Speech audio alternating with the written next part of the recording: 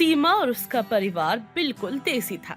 उन लोगों को देसी रहना, खाना खाना अच्छा लगता था। जैसे बाबा रामदेव के बाद उनका ही दूसरा नंबर हो। घर के सभी लोग खुद को देसी समझते और ऐसे दिखाते कि उनके आगे तो सब फेल है। एक रोज सीमा की बड़ी बहू नाश्ता बनाने में लेट कर देती है। अरे चुन्नू की माँ, अरे रे ये क्या, तुम अभी तक नाश्ता ही बना रही हो। राहुल भी ना योगा करके आता ही होगा। देखो काम कितना सारा पड़ा है। चलो चलो अब जल्दी से ना नाश्ता वास्ता जल्दी बनाओ, सारा काम पड़ा है। माँ जी वो रात को देर से सोई थी, इसीलिए सुबह देर हो गई है। अरे तुझे पता नहीं है क्या कि हम देसी स्टाइल को फॉलो करते हैं और हमें वही चीज पसंद भी आती है। जैसे टाइम पे सोना, टाइम पे खाना खाना, टाइम पे उठना, हर चीज टाइम पे करना ही पसंद है। और ये जो लेट सोना, लेट उठना, ये सब हमारे घर में नहीं चलता। ये सब आदत को ना तू छोड़ दे। सॉरी माँ जी। मेरी बेटी और मेरे दामाद विदेश में रहते हैं, लेकिन उसके बाद भी वो लोग इस देसी स्टाइल को पसंद करते हैं। और एक तुम हो कि हमारे साथ रहती हो लेकिन फिर भी इतनी लापरवाही दिखाती हो। मुझे ये सब बिल्कुल पसंद नहीं है तुम्हारा। सॉरी माँ जी, मैं आगे से ध्यान रखूंगी। चल चल अब ये सारे बात ना छोड़ और काम में जल्दी से लग जा। जल्दी जल्दी हाथ चलाना शुरू कर अपना। हाँ माँ जी, ये आते ही होंगे योगा करके। थोड़ी देर में राहुल घर आता है। अरे वाह, सुबह सुबह योग करके मजा आ जाता है। बहुत अच्छा लग रहा है और सुबह सुबह का नजारा देखने लायक है। अरे आ गए आप योगा करके? हाँ जी आ गया, आज तो मजा ही आ गया। आजा बेटा जल्दी आजा, तेरे लिए ना गर्मा गर्म देसी खाना बना देती हूँ। ठीक है माँ, मैं हाथ मुंह धोकर आता हूँ। चल चल बहू, अब जल्दी से ना काम में लग जा। राहुल थोड़ी ही देर में हाथ मुंह धोकर आ जाता है और राहुल के आते ही मुस्कान। आप बैठो, मैं कॉफी लेकर आती हूँ। अरे पगली, तुम्हें कितनी बार बताना पड़ेगा, हम देसी लोग हैं, हमें देसी चाय पसंद है, ये कॉफी वॉफी हमें नहीं पसंद। हाँ मुस्कान, मम्मी ठीक बोल रही है। तुम्हें तो पता ही है, कभी कभी मेरा मन कर जाता है कॉफी पीने का। तुम जानती हो वैसे भी मुझे देसी लाइफ स्टाइल पसंद है। ठीक है जी, मैं अभी चाय बना कर लाती हूँ, लेकिन अब से मैं कॉफी नहीं बनाऊंगी, याद रखना। और मुस्कान गुस्से में वहाँ से चली जाती है। राहुल चुपचाप सब कुछ सुन लेता है और रात को देखो मैं अपनी पत्नी के लिए फैंसी ड्रेस लेके आया हूँ। मुझे नहीं चाहिए ये आपकी मॉडर्न ड्रेस। तुम्हें तो पता ही है, माँ को हर चीज देसी पसंद है और मैं उनके आगे कॉफी पी नहीं सकता। सॉरी बाबा। अच्छा ठीक है, लेकिन देखो किसी से कहना मत कि तुमने मुझे मॉडर्न ड्रेस दी है। अरे यार, मैं कौन सा किसी से कुछ बोलने वाला हूँ, तुम टेंशन मत लो। काम वाली मुस्कान और राहुल की बातें सुन लेती है और मन ही मन कहती है, फेंकने में तो इन लोगों का कोई जवाब ही नहीं है। और मुस्कान भाभी इन लोगों से डर जाती है। अगर अमन भैया की शादी किसी मॉडल लड़की से हो जाए ना, तो पता नहीं इन बेचारी का क्या होगा। ये लोग उसे मॉडल बोल बोल के ना नीचे दिखाई ही देंगे और फिर क्या होगा, बेचारी मरी जाएगी सुन के ताना। इस तरह दिन बीतने लगते हैं और एक रोज मुस्कान की कुछ सहेलियां उसके घर आती है। मुस्कान को देखकर उसकी सहेलियां कहती हैं, यार तेरे बालों का राज क्या है, इतने घने, सिल्की और सुंदर लहरा रहे हैं। पूछो मत यार। अरे तेरे इतने सुंदर बाल है, क्या लगाती है ऐसा, मुझे भी तो बता। ये देखना मेरे कैसे झाड़ू जैसे बाल हो रखे हैं। यार मैं ऐसे नहीं बताती, लेकिन अब तुमने पूछा है तो बता देती हूँ। मेरी सास मेरे बालों में देसी घी लगाती हैं और मुल्तानी मिट्टी से बाल धुलवाती हैं। अरे कि तेरी सास को किसने बताया? अरे कौन बताएगा मेरी सास को देसी नुस्खे के बारे में। मेरी सास हर जगह अपने ही देसी नुस्खे देती रहती हैं। अरे हाँ, ये नुस्खे देसी जो होते हैं ना बहुत ही बढ़िया होते हैं। मेरी दादी थी ना, उन्होंने बचपन में मेरे बालों में लगाया था। उस टाइम तो मेरे बाल बहुत ही अच्छे थे, लेकिन अब देख ले अब कैसे हो रखे हैं।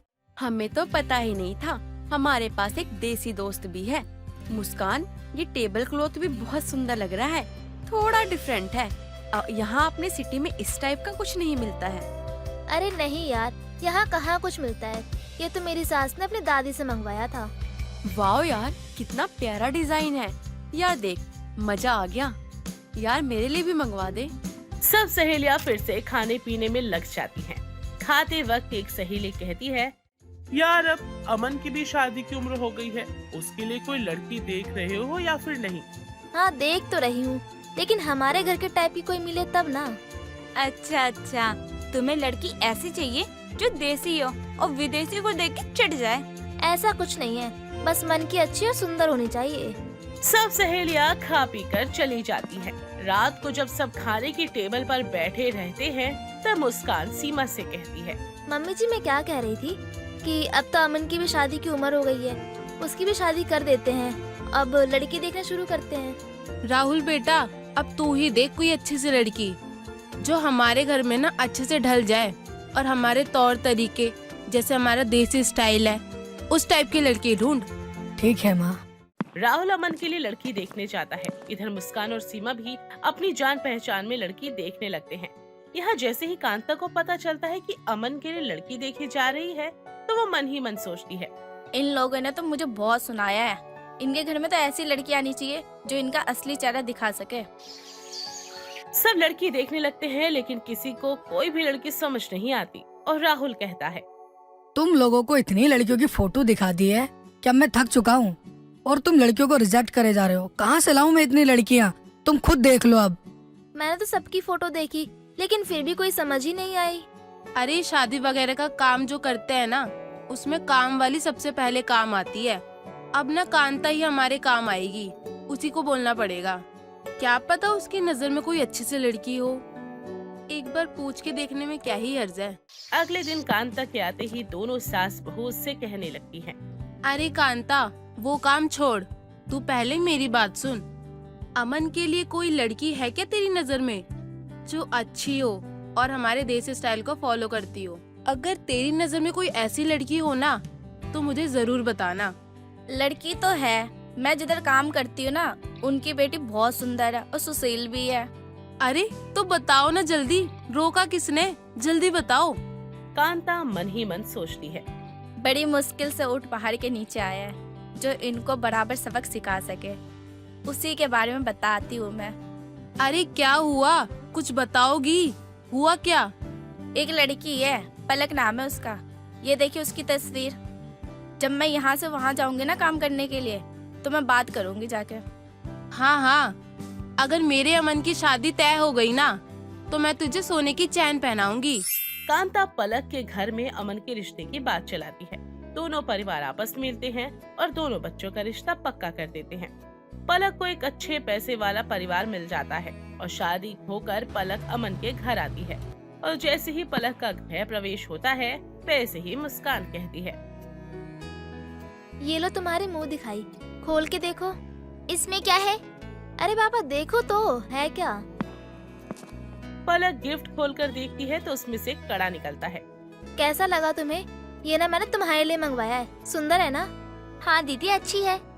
फिर पूजा पलक को मुंह दिखाई में देते हुए कहती है, भाभी ये देसी मेकअप किट है, देसी मेकअप की बात ही कुछ और है।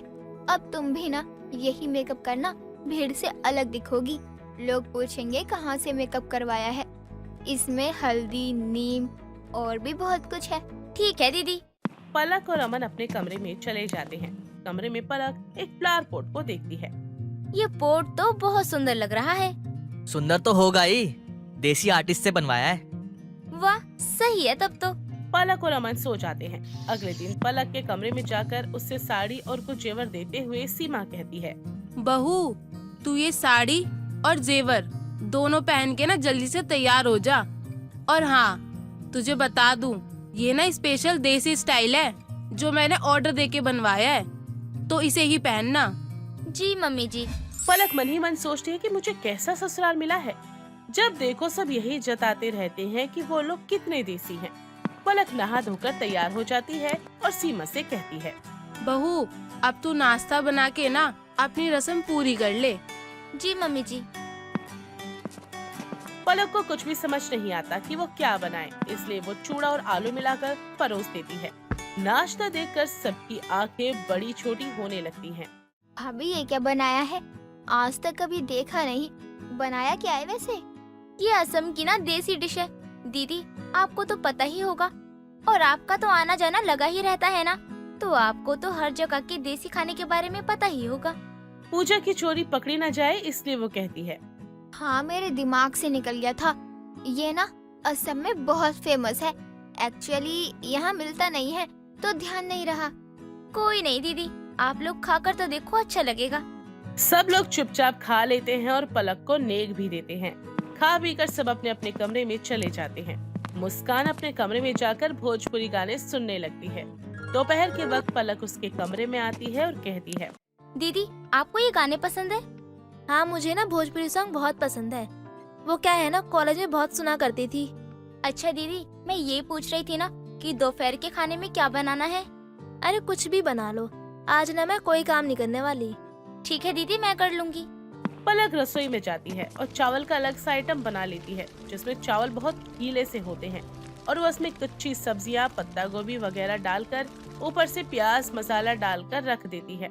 ऐसे चावल देखकर सीमा कहती है, बहू ये क्या बना दिया तूने? ये कौन सा चावल बनाया है? अरे बहुत अजीब सा लग रहा है, खाने में भी कोई स्वाद नहीं आ रहा, मुझसे तो खाया भी नहीं जा रहा। हाँ भाभी, ये क्या बनाया है? आप खाकर तो देखो, ये बिहार की ना फेमस डिश है। मुस्कान दीदी, आप तो जानती हो गई ना, इतने दिन वहाँ जो रही हो। मुस्कान सोचती है कि कहीं वो पकड़ी न जाए, इसलिए वो कहती है, अरे हाँ, बिहार में ये डिश तो बहुत फेमस है, मैंने भी बहुत खाई है। अरे आप लोग भी खाकर देखो ना। सब खाने लगते हैं। पलक सबको खाता देख हल्का सा मुस्कुरा देती है और मन ही मन सोचती है, देसी का बहुत शौक है ना तुम लोगों को, और खाओ और खाओ। अब पलक हर टाइम बचे कुचे सामान से कोई न कोई डिश बना देती और किसी और स्टेट की देसी डिश का नाम बताकर सभी को खिला देती। एक रोज घर में कोई सब्जी नहीं थी, तो पलक सोचती है, क्या बनाऊं समझ में नहीं आ रहा, यहाँ तो कोई सब्जी भी नहीं है। पलक बची हुई रोटी को काट कर उसमें तड़का लगाकर को परोस देती है। तब अमन कहता है, यार तुम रोज रोज अलग अलग ऐसी डिश बनाती हो जिसको हमने कभी खाया ही नहीं होता। अरे ऐसा कुछ नहीं है, राजस्थान की फेमस डिश है ये, भैया को तो पता ही होगा, आप भैया से ही पूछ लीजिए। अब राहुल फंस जाता है और डर से कहता है, हाँ देसी डिश है ये, खाने में एक नंबर लगती है। भाई तुम लोग इतना ड्रामा क्यों करते हो? जो मिल गया खा लो, इतना ड्रामा किस बात का करना? बहू ये सब तो ठीक है, लेकिन तू परदेश का देसी खाना बनाने की जगह ना तू नॉर्मल खाना ही बना देगी तो वही ठीक रहेगा। बहू जब से तू शादी करके इस घर में आई है ना, तब से तू कुछ ना कुछ कहीं ना कहीं का देसी खाना बना के खिलाती रहती है, कभी इधर का देसी खाना कभी उधर का। नहीं नहीं मम्मी जी, मुझे आता है नॉर्मल खाना भी, लेकिन मुझे लगा कि यहाँ पर सबको देसी चीजें ही पसंद है और उसी चीज का शौक भी है, बस इसीलिए वो बना दिया। पलक एक हल्की सी मुस्कान देकर वहाँ से हट जाती है और ये सब कुछ कांता देख लेती है। बिल्कुल सही लड़की पसंद किया है मैंने इन लोगों के लिए, अब आएगा मजा। सब लोग मन मार कर खा लेते हैं। अब जो भी पलक बनाती सीमा को वो जरा भी नहीं पसंद आता और न ही उससे खाया जाता, लेकिन उसके पास कोई दूसरा उपाय नहीं था। दिन बीतते हैं और एक रोज सब आपस में बैठकर बात करते होते हैं। मम्मी, एक बात मुझे समझ में नहीं आई, अभी तक पलक भाभी एक बार भी कहीं का देसी खाना नहीं खाई, तो फिर उनको देसी खानों का इतना आइडिया कैसे? हाँ मम्मी जी, जब देखो ये यहाँ का है, आज ये वहाँ का है, हम सबको उसकी बातों में हाँ मिलाना पड़ता है। बात तो तुम लोग बिल्कुल सही कह रहे हो। अब एक काम करते हैं ना, तुम लोग मैच क्यों नहीं करके देख लेते हो कि जो खाना वो बनाती है, वो जिस शहर का नाम लेती है, वो वहाँ का है या नहीं है, वो सब पता चल जाएगा। हाँ अब तो देखना ही होगा, क्योंकि अब इस तरह का खाना मैं नहीं खा सकता। पलक की जगह खाना तुम बनाओगी, तुम। अरे मुझसे अब खाना नहीं बनेगा, इतने दिन से मैं सोच रही थी कि देवरानी आएगी तो आराम मिलेगा, और आप फिर से मुझे फंसाने की सोच रही हो। अरे ये सब बातों को छोड़ो, गूगल पे चेक कर लो, सब पता चल जाएगा। सब लोग देसी खाने के बारे में चेक करते हैं और कहीं भी कोई ऐसी डिश नहीं मिलती जैसे कि पलक ने बताया था। यहाँ तो कुछ भी नहीं है। मतलब वो अपने मन में ही डिश बनाती है और हमें उल्लू बनाती रहती है और कुछ भी खिला देती है। सीमा का पारा चढ़ जाता है और वो गुस्से में कहती है, कोई कुछ नहीं कहेगा, अब मैं पलक से ही सीधा बात करूंगी। इतने दिन से हमें रद्दी रद्दी बनाकर खिला रही थी और नाम ले रही थी कि देसी खाना है, अब उसकी खैर नहीं। पलक किचन से बाहर आती है और अमन से कहती है, ये बाली की फेमस देसी पालक रेसिपी है, उंगलियां चाटते रह जाओगे आप लोग खाकर। बहू बहुत दिन से ना तूने हम लोगों को बेवकूफ बना लिया, लेकिन अब और नहीं, और अब हम ना तेरे हाथ का खाना नहीं खाने वाले।